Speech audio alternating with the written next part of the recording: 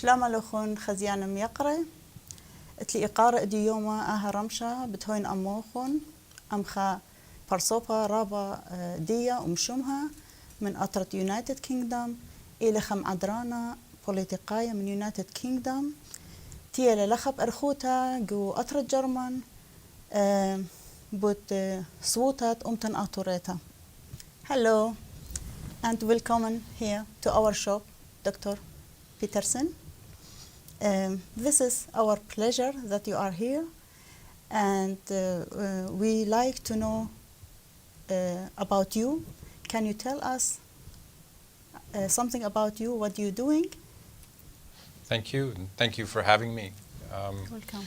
My name is Dr. Lee Peterson. I'm a political consultant. I work in London. I have my own little consultancy company. I run political campaigns, but also I work on single issue campaigns, which are campaigns for a group trying to get a message across over an individual issue. I also am a bit of an academic. I have a PhD from the London School of Economics and spent most of my working career working around the globe. I've worked in over 45 countries across the globe.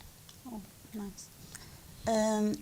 There's some people of our nation, they asking why you have so interesting of our Assyrian issue.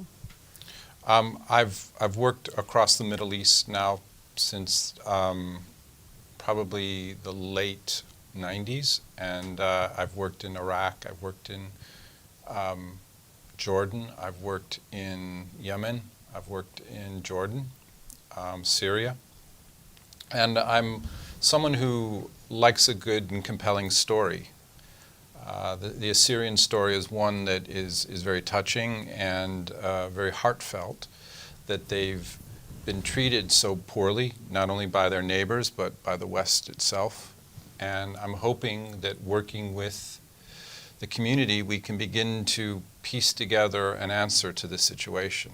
It's a situation that is very difficult, and we have very little time to make something happen because things are so fluid in both Iraq and Syria right now.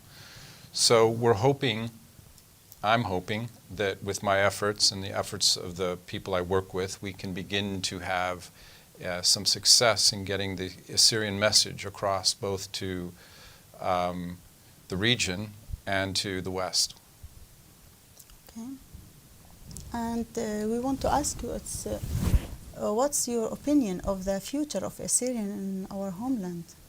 Well, it's a very difficult question, that, because my job isn't to tell the future. My job is to try to see those avenues that exist that can help the Assyrian people. I would say with the situation at the moment, with what's going on in Iraq right now especially, which is the most fluid situation, with ISIS being beaten back in various places, with the possibility of Mosul falling in the near future, ISIS will have very little play in the political equation in Iraq. So that doesn't mean all problems cease to exist, because others are trying to take advantage of the vacuum created by the loss of ISIS. So we need to be ready to move to get our point across of why and how the Assyrian people need protection. They need to be able to look after themselves, and they need to find some form of a political safety in what will become the future of Iraq. And what are our chances of achieve autonomy for ourselves? Well, I think it's a real opportunity. I think there are players and actors in the region who would not be unhappy with the Assyrian people getting some form of autonomy. I think there are others, like the Kurds, who probably wouldn't want an autonomy for both the Assyrians, the Yazidis, the Turkmens, etc. But I also think that there is a real possibility for that. The question of where other players are, for example, where the US stands, where the EU stands. I think that's less clear at this moment. I don't think they've really thought about it. I don't think they see it in a broader spectrum.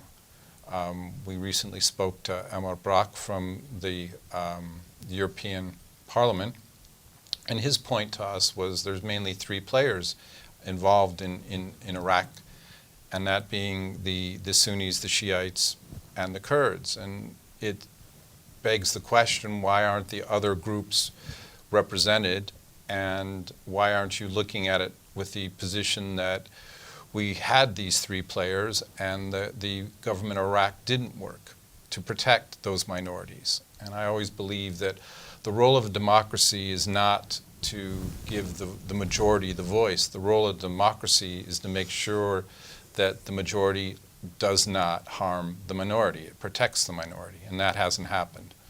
So we need to work hard. There are opportunities, but it's going to be a very difficult thing to achieve, I'm sure.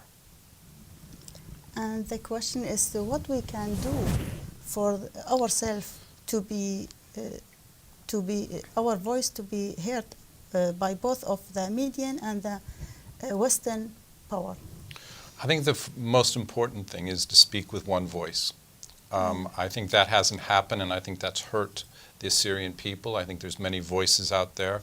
I think there needs to be unity in the voice and speak from a very defined message. So everyone is speaking the same thing. I think, for example, the recent press conference on March the 7th, where the Assyrian parties came together and said, we are forming a coalition and we want to work towards our autonomy. That is a major step forward. Everyone else, not only in Iraq, but in Syria and around the world, the diaspora itself needs to gather around that. They may disagree with parts of that. They may not be happy with other parties being involved in it. But it's a message that's clear. It's a message that the West will have to listen to. So the key to me would be speaking with one voice and as quickly as possible. Putting aside differences, because my worry is things are moving very quickly, and if the Assyrian people continue to squabble, things will happen and decisions will be made without them, and that's the worst part of it. Okay, thank you, Herr Dr. Peterson, for this that you give us this chance to meeting you, and we hope we work together in the future. Thank you so much. برجانم يقرأ هلا خبيتاي وخلت بقتن أم دكتور بيترسون اتلن هيوي قد تبخ أم هدخناشة جورانة واللانة ديلا اتلن تخمن ترابة شفرت بتأمتن وبتبلخخ موضة دعتي قربة بتخاميت تزدقت أمتن آطوريتا بوش مشينا.